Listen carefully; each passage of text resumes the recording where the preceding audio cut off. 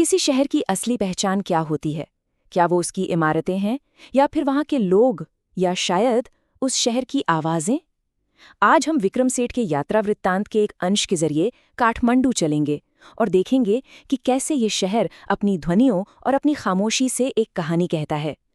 ये सिर्फ एक जगह का सफ़र नहीं है, ये एहसासों का सफ़र है। तो चलिए इसी सवाल में थोड़ा और गहरा उतरते हैं। काठमांडू एक ऐसा शहर है जिसकी आत्मा उसकी आवाज़ों में बसती है। कहीं कानों में चुभने वाला शोर है, तो कहीं मन को सुकून देने वाली शांति। विक्रम सेठ हमें काठमांडू के दो सबसे पवित्र स्थलों पर ले जाते हैं। एक तरफ है हिंदुओं का पशुपतिनाथ मंदिर और दूसरी तरफ बौद्धों का बौद्धनाथ स्तूप। जैसा कि दिख रहा है, ये दोनों जगहें सिर्फ धार्मिक तौर पर ही नहीं, बल्कि अपने पूरे माहौल में एक दूसरे से जमीन आसमान का फर्क रखती हैं। हमारी यात्रा शुरू होती है पशुपतिनाथ मंदिर से। लेखक यहाँ के माहौल को ज्वरपूर्ण भ्रम या फीब्राइल कन्फ्यूजन कहते हैं। मतलब एक ऐसी जगह जहाँ हर तरफ एक बेचैन कर देने वाली, एक तेज रफ्तार वाली हलचल है। मंदिर के बाहर ही एक बोर्ड लगा है, सिर्फ हिंदुओं के लिए प्रवेश। और अंदर कदम रखते ही एक अजीब सी भागदौड़ आपको अपनी गिरफ्त में ले लेती है। यहाँ शांति नहीं है, यहाँ तो बस हलचल और शोर है। और ये कोलाहल आ कहाँ से रहा है? पुजारी हैं, फेरी वाले हैं, भक्त, पर्यटक, गायें, बंदर, कबूतर और कुत्ते। सोचिए, ये सब एक ही वक्त पर, एक ही जगह पर मौजूद हैं, एक ऐसी अफरा तफरी बना रहे हैं जो किसी को भी हैरान कर दे। और इस बेकाबू माहौल का सबसे अच्छा उदाहरण, दो बंदरों के बीच छिड़ी एक लड़ाई। एक बंदर दूसरे का पीछा करता हुआ शिवलिंग पर कूदता है और फिर चीखता चिल्लाता हुआ पवित्र बागमती नदी की तरफ भाग जाता है। ये छोटा सा दृश्य यहाँ की पूरी बेलगाम ऊर्जा को बयां कर देता है। नदी के किनारे तो मानो जिंदगी और मौत का पूरा चक्र एक साथ चल रहा हो। एक तरफ एक शव का दाह संस्कार हो रहा है, तो वहीं दूसरी तरफ धोबने कपड़े धो रही हैं और बच्चे नहा रहे हैं। ये दृश्य जिंदगी के चलते रहने का एक बहुत ही गहरा एहसास देता है।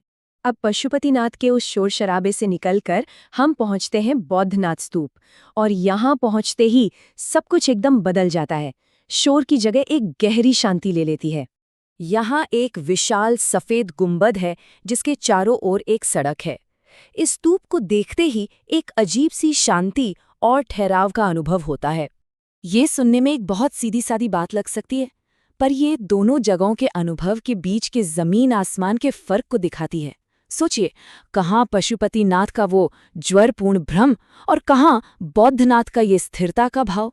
एक ही शहर में जैसे दो अलग अलग दुनियाएं बसती हों। तो क्या एक ही शहर के दो अलग अलग चेहरे हो सकते हैं? काठमांडू को देखकर तो ऐसा ही लगता है। एक तरफ कोलाहल और अव्यवस्था है, तो दूसरी तरफ शांति और सुकून। चलिए अब इन मंदिरों से बाहर निकलकर काठमांडू की आम सड़कों पर चलते हैं, जहां ये दोनों विरोधाभास एक साथ मौजूद हैं। लेखक इन शब्दों में पूरे शहर का मिजाज बता देते हैं। ये एक ऐसा शहर है जो जिंदा दिल है, जहां हर तरफ खरीद फरोख्त हो रही है, और इन सब के बीच इसकी गहरी धार्मिक जड़ें भी मजबूती से जमी हुई हैं। अब जरा एक पल के लिए काठमांडू की सड़कों की आवाज़ों को महसूस करने की कोशिश कीजिए। दुकानों से, रेडियो से फिल्मी गानों की तेज आवाज़ें गूंज रही हैं, और उसी शोर के बीच से साइकिल की घंटियों की ट्रिंग ट्रिंग अपनी जगह बनाने की कोशिश कर रही है। और फिर सड़कों पर घूमते विक्रेताओं की ऊंची आवाज़ें हैं, जो अपना सामान बेचने के लिए एक दूसरे से होड़ लगा रहे हैं।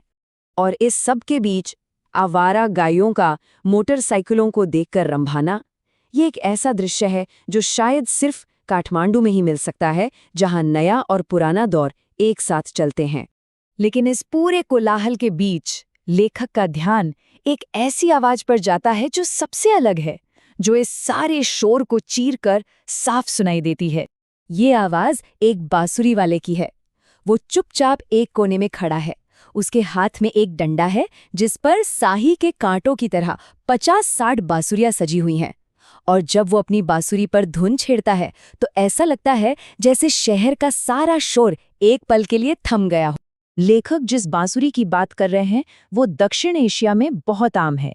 ये बांस से बनती है और इसकी गहरी मीठी धुन हिंदुस्तानी शास्त्रीय संगीत का एक बहुत जरूरी हिस्सा है। लेकिन इस बांसुरी वाले का अंदाज बाकी सबसे बिल्कुल अलग है। वो दूसरे विक्रेताओं की तरह चिल्ला नहीं रहा, वो तो बस अपनी धुन में मगन है।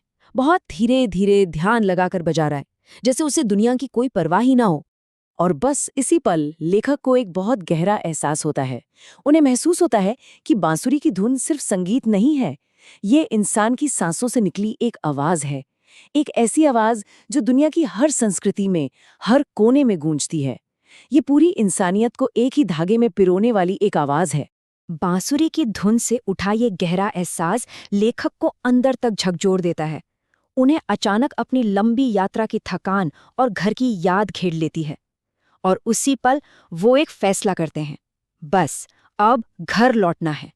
और यहीं ये कहानी हमें एक सवाल के साथ छोड़ जाती है।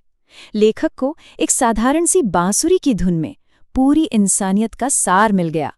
जरा सोचिए, हमारी अपनी जिंदगी में ऐसी कितनी ही साधारण चीजें हैं जिन्हें हम रोज देखते हैं, पर शायद कभी उनके गहरे मतलब को समझने की कोशिश ही नहीं करते।